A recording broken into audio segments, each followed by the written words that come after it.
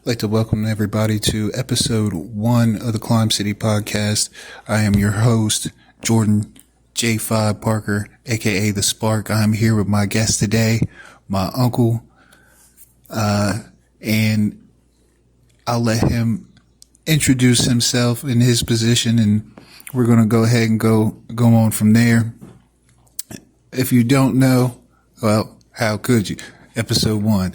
It's all about C.L.i.m.B, C.L.i.M.B. That's an acronym for conscious living, improving mind and body and every day. I'm sure we all excel to do so. And so today we're going to begin with a couple topics, just starting off with what's going on in the country and move on from there. So now my host, my guest is going to introduce himself. Go ahead, take it away. All right, sir. First of all, I'm happy to be here with you. My name is Gary Wall. I am father, son, brother, entrepreneur, gift to society, man of God, man of faith, man of love. I'm happy to be here, man, and looking forward to getting into our topics today. Appreciate you so much for taking the time. And so let's kick it off by just talking about the state of the country today, what's going on in Minnesota. And it seems like it is going to be a political and juridical battleground for what may emanate through the rest of the nation as ICE continues to spread from state to state, and Trump has threatened to initiate the Insurrection Act, 10 USC subsection 331-335, and it states that whenever there is an insurrection in any state against the government, the president may, upon request of the legislator or the governors, if the legislator cannot be called to convene, it may then call into federal service the militia of the state or states in the numbers requested by the state, and use such of the armed forces necessary to enforce the laws or to suppress the rebellion. And then right below that, section 333 says government interference must first be that constitutional protections are hindered. So in understanding constitutional protections and the initiation of what seems to be martial law, we could infer that what's going on right now being incited by immigrants and those naturalized members of those immigrants in this country, which places them under the 14th Amendment citizenry. These people aren't necessarily protected juris sanguinis by the nation with an unrestricted, unalienable right in this country.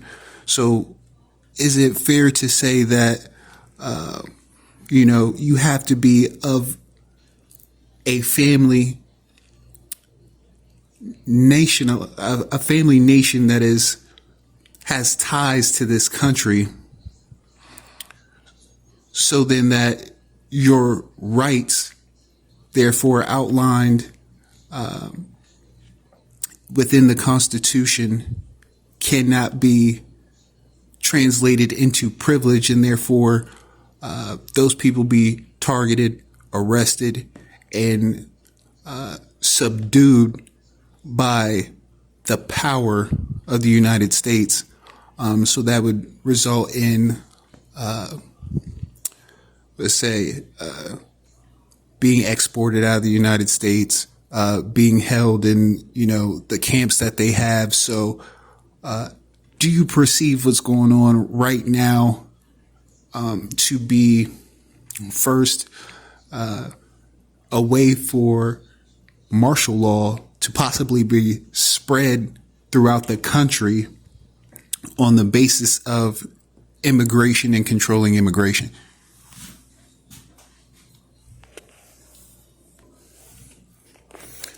Absolutely. I see all of this as everything that we're seeing in the U.S. and in the world right now as an exercise of martial law, kind of setting the table. And I hate to say it, but there is no concern for human life in this exercise. Whatever expenses are incurred in running this test, they have no problem incurring those expenses. And it comes honestly at the cost of the people. So I do believe that that's exactly what's happening. I believe that the official time is coming where, martial laws is going to take over. And if you have not claimed your proper standing, taken your proper standing, you're going to end up falling under whatever their desire, whatever their whim for us is. We won't have any choice but to either to live under it or to die under it. And again, the loss of life right now, I think, is partially with the intent to desensitize people to the idea of dying because they are not in compliance with what the machine is ordering us to do. Every time we see civil unrest and the people standing up for their rights, and we see them being annihilated, them being murdered, them being taken out of the equation in light of their standing up for their rights, I think that is a subliminal message to everybody else that this is what happens when you choose not to do what we tell you to do. We don't care about what your rights are. We don't care about, you being able to take advantage of what is your right to take advantage of. If you stand up, and it doesn't, and them saying that doesn't change the reality that I still have the right, but the narrative around standing up for your rights is being displayed and visualized, and basically it's a picture being painted to imply that if you stand up, major consequences are yours to expect. So yes, I do believe everything that you mentioned and outlined is for the purpose of carrying out the larger agenda of martial law and being able to come in and override any other authority over the people. So when we talked earlier, we had discussed, the foundations of authority over man and how the delegation of this authority from the natural state of man onto government allows government to become then the authority and man to become subject. Getting into the idea of powers of the nation, natural law says that a nation is formed when groups of families come together, and these groups then elect leadership. So my question becomes, if these individuals are not native families to the land, are they then able to ascertain the same rights on the land that is not necessarily their homeland? Are they still afforded the protections of the Constitution, or are those protections then diminished to a privilege upon compliance with jurisdictional regulations over the citizenry? So Reframe the question for me. Are Slightly. are non-nationals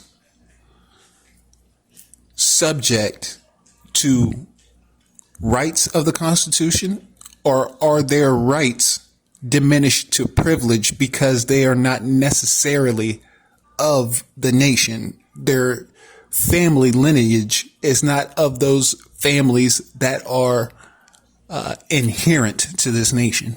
It is in my mind. It's the same as you inviting guests over to your house and you extending privileges to them.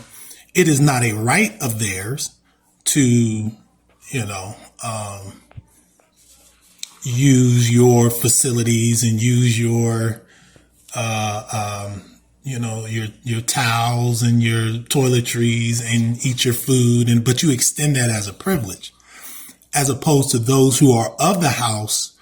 While you may say, well, it's a privilege for them too, but by right, a man is over his household and he provides for that household, which means if I'm a part of the household, it is my right to take advantage of the provision that's been made for me. So I say that to say non-nationals, specifically if they are considered to be 14th Amendment citizens, the only thing that they have is privilege, unless they are able to find proper standing so that they can ascertain their right. In my understanding of your question, so the broad answer becomes no. I think the broad answer is as long as I'm operating. The broad answer is as long as I'm operating as a ward of the state or I'm operating as a citizen, then I am not. The Constitution was not speaking about me because the Constitution was written before that amendment came around. So I have to understand who I currently am as a citizen. I have to understand the process by which I became that and what the intention of it was, and understand that it is still possible for me to take advantage of my constitutional rights, but I have to get myself into proper standing in order to do so. So I don't. Does that answer the question that you asked me? I think that's a very good determination of the situation, especially as it applies to non-sanguineous nationals, those who do not trace genetically their lineage to the nations, the First Nations of this land. And we often say that, God's law is not a respecter of persons. It rules indiscriminately over all people, whereas nations rule discriminately among its subjects. And so I think when we're viewing the situation, the news's job is to create emotional hype around the situation without ever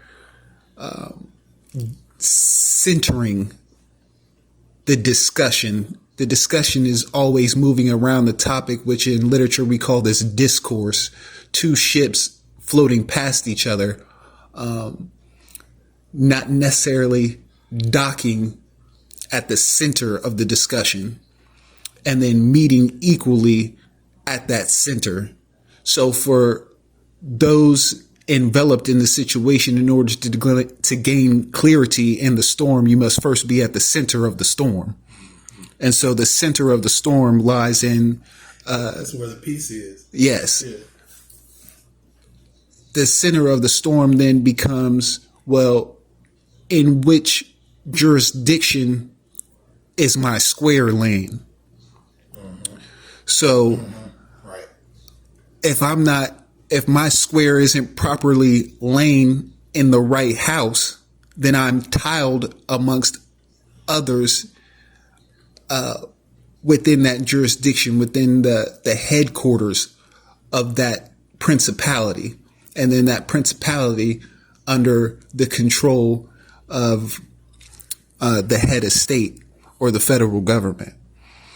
So I believe that it is fair to say that unless we have a good grasp on what are inalienable rights and what is alienable privilege, then the conversation of what's going on in Minnesota is more politically charged. It's more emotionally charged than the actual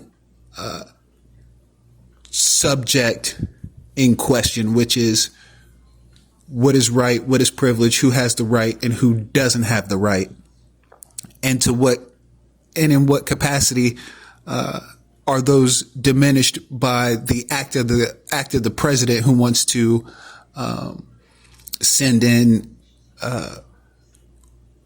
by definition of the Insurrection Act, who wants to send in armed members of the military, whether that be National Guard or actual U.S. military, which I'm pretty sure using the National Guard can do it, but using the actual military is against the law. And I think the thing to pay attention to is, so there's two sides of it. There is me as, me or we as the people, and what we are doing or what we are not doing, or what posture we're taking, or what position we're taking, or what status we're claiming. The flip side of it, and this is the thing, the telltale sign is watching the behavior of the powers that be, the federal government. How it's not so much what's happening on the ground, it's how they're responding to it. In times past, local issues were addressed by local authorities.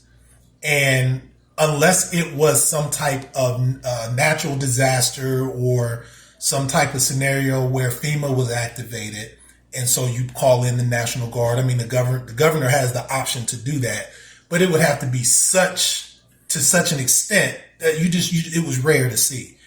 And so now everything that happens, the response becomes, we're going to send federal military, national military into this situation. And it's almost like every situation is getting the same response. So that should be the telltale sign to us of what they're attempting to do.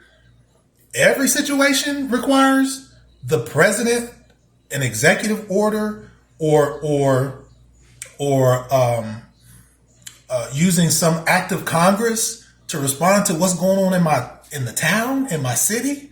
Not to undermine or diminish the death or harm of anybody, but to be frank, most things can be addressed locally. That's the reason why they have local authorities and law enforcement, police departments, and bureaus of investigation. There's federal presence, but there shouldn't be federal force every time something comes up, right? So I think there's a lot of time spent on, and thought, as it should be, on us as the people and how we should position ourselves. We have to understand in the greater context, while we're trying to do that, what's happening. And they are basically bogarting. They're pushing this thing through. They're bogarting their way into the lives of everybody. And I think the more right or the more righteous we become, and they are aware of it, because the way the more people are interfacing with the federal government in a way that lets them know people are waking up. And so I believe that this force that's happening is this blanket response, letting everybody know you're not strong enough to defeat us. You're not strong enough to beat us. The reality is we are, but the implication is that you're not. So I think it's very important in this conversation to note that the most important thing to watch is what they're doing and how they're responding to what we're trying to do. That makes sense. So when state officials, when governors say, "Hey, we don't want ICE here, we don't want National Guard here," and the federal government supersedes the natural liberty, the autonomy of the state, and then also the autonomy of the people that say, "Hey, we also are backing our elected officials, our governors, and saying we don't want this presence here," and are actionably in the streets protesting or being combatants against this force, to call the people and the state government's authority to overthrow unjust actions of the federal government and insurrection. Would this not, in and of itself, with the federal government acting by means of force, be a precedent of a soft civil war?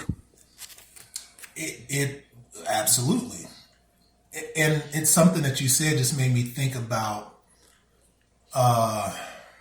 declaring, the process in which a man or woman can declare majority, right? We when we're born and classified as minorities needing guardianship, and the way the blueprint is written, when I become, quote, of age, close quote, I have the right to declare, and technically the responsibility to declare, and that's actually the better word. I have the responsibility to notify, step up, step forward, and say, hey, I'm no longer a minority. I'm a majority. I'm aware of it. If you want to get into the language of I'm not dead, I'm not lost at sea, I'm here, I'm present, I can stand on my own 2 feet, I no longer need your help. That responsibility is on me to take that majority, the posture and position of majority. I'm a man and I can handle it. Thank you. I don't need you anymore. So using that as an example, the state is attempting to do that very same thing. It's speaking up and saying, hey, we don't need you to come do this. We don't need you to come handle this situation. And so the blatant disregard of that by the federal government, by way of its president and his team, we'll call it, of gangsters. I couldn't resist. The blatant disregard of that ought to signal to us what they're actually attempting to do. It's a larger scale representation of the pushback that they are ready to have and are currently executing on we the people, on the people that are standing up and saying, hey, I got this, I don't need you. And they're saying, no, yes, you do. We don't care what you think. So I see it as that. The state does have the right to say no, to reject that assistance. What's happening though is when you say no to this current administration, then they go for the what's the vein in the neck? They keep this the jugular. Yeah, these people are going for the jugular. So it's all or nothing with them, right? You either say yes to our demands and what we want to do, or else we cut you off of everything. No money, no support, no nothing. And we're probably going to launch a federal investigation on whoever the acting representatives are, the governor, whoever. So you are asking for trouble when you say no to us. And it is in very much alignment with the style of, mobsters and gangsters and pillagers and people who have dominated, taken over, stolen for centuries. This is the MO of a thief. And so that's what's happening. And a bully. That's really what's happening is there's a lot of bullying going on. And it is all of it. We have to remember all of it is an illustration though. None of it actually removes the rights that we had. It is just writing a new narrative and brushing a new stroke on what people think about standing up and making them question it even more. It is easier to just do what they say, honestly. The reality is it is easier. It is less of a headache, but it is not in your best interest to do so. So a person has to weigh that, a state has to weigh that, governing body has to weigh that against, the potential cost of doing or not doing. So yes, that's when you talk about the state and, federal law basically bullying their way into states and overriding their autonomy to decide how they want to respond to things. That really makes me think that is symbolic of what they're actually trying to do to you and me as individuals. Natural law states that what is known as truth cannot be true if absurdity must ensue for it to be true. So the absurdity of the state to control the natural resources of man and put him in a state of moral necessity in which he's forced to act without being able in any way to avoid confrontation, because we know that the legal system or the right actions of the state are adversarial in nature. So what is it really an insurrection for man to assert moral necessity when being robbed of his natural resources inalienable onto him? No, it's called self-defense. I mean, it's that simple. And the law allows for self-defense. The law allows for self-defense.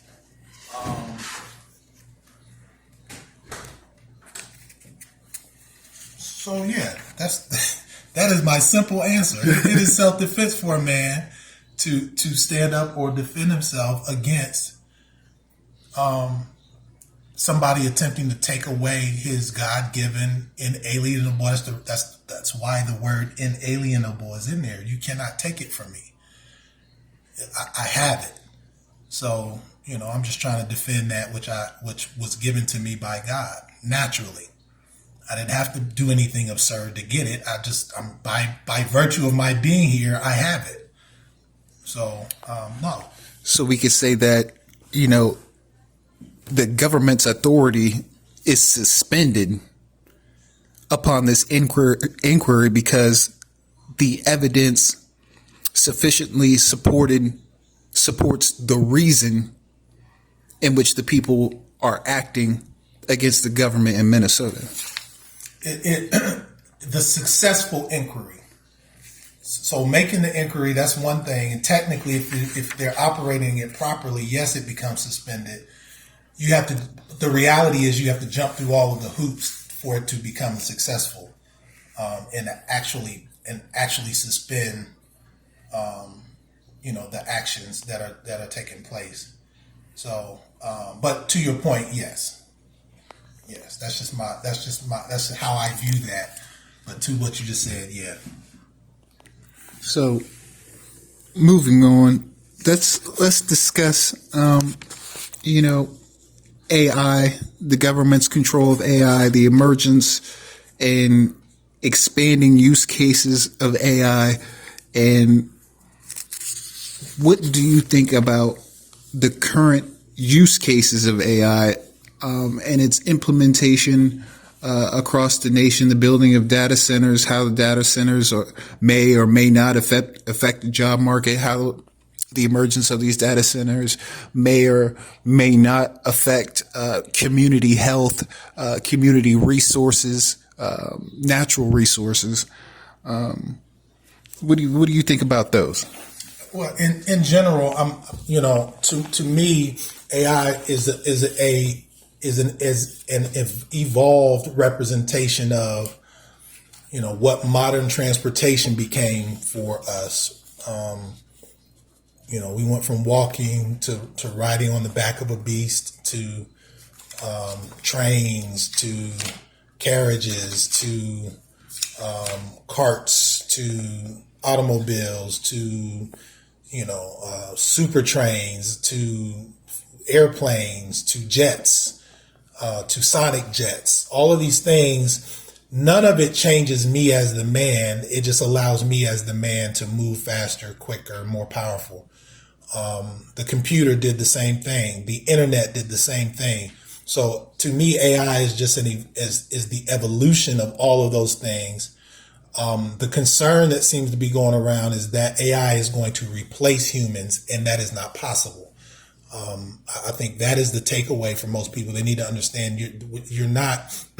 It may replace roles that humans play, or tasks that were typically assigned to humans, will be assigned to AI technology. However, there's no way for it to replace the human being, and so I see it as beneficial. I see it as the use cases are endless, and we are already seeing it play a major part in a large majority of our commercial interactions. Nowadays when you call a business and something answers the phone, typically it's AI. So as an example, I'll use this. My brother just passed, and I had to call a funeral director. When I called, there was an AI agent that actually answered and had a whole entire conversation with me.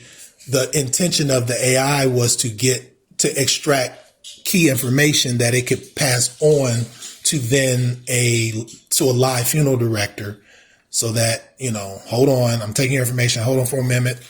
Let me get you connected to somebody. So where you used to have human operators, human gatekeepers, now AI in that scenario is being used. That is helpful. It is functional. Now, like anything, technology can be used for good and it can be used for evil. I can use my automobile to bring help to somebody. I can use that same automobile to bring hurt to somebody. You and I can agree to load our car up with, fruits and vegetables and foods and take it down somewhere to where people have none of those things. And we want to provide it. So we use the vehicle for that. We could also jump in the car and say, hey, we're going to go and harm some people. We're going to go and steal. We're going to go, create damage somewhere. So I think AI really we shouldn't see it as more than a vehicle. The question for us becomes, just like we had to learn how to operate all of these other vehicles, how do we operate this in a way that benefits us on a day-to-day basis, in a way that provides support for our pursuit of happiness. Just like everything else, at the end of the day, the point was, how can the average person take advantage of it in their pursuit of happiness and to the place to where they desire to be and have aspirations to be. That's a long answer to the question, but hopefully that gives you kind of the context that I'm thinking on that. And to build on top of that, and then we'll segue into the other questions that I had. Do you think that AI enhances man's ability to reason in the natural law sense, as the ability to know and distinguish what is true and what is useful, and to faster create to faster impute. So the computer computes, but man imputes, which is to set a sum down for something's account or somebody's an account. So when man is imputing and taking account of his surroundings and trying to gain truth of his surroundings in extracting that truth, he then realizes how to make best use of the things around him. So do you feel like AI is doing that right now for the people, or the people using AI in that way, or are we still struggling to fundamentally figure out how to use AI at its most optimal form in our most natural sense? As of now, most people have no idea how to properly use AI. And most of them are looking to it as a determiner, when actually I am the determiner, and I ought to be looking at it as a tool to help me get where I'm going more efficiently and quickly. Something that I need to accomplish that used to take a month to do, with the same information and knowledge that I have, I can use AI and get that same amount of processing done. That's the thing, so when we think about plan, strategize on things, what we're actually doing is we're processing information. So what AI allows me to do is process the information more quickly so that I have the data to take and do what I need to do. I think the large majority of people aren't at the point where they understand they don't understand that their relationship between, with AI. And because they don't, that leads to them not using it properly. And then using it properly. So I have certifications in generative AI, agentic AI. And so what you learn through that process is how to properly communicate, how to properly articulate, how to properly prompt, which is what all of this is about, prompting. Even this conversation with the government, it is about proper prompting. You can mean the right thing, but say the wrong words and end up not getting what you want. And that's the same thing with AI. You have to know what you want and know how to talk to or prompt AI in order to get you where you're going. So to answer your question, people, we're not there yet. My concern is the regulation of AI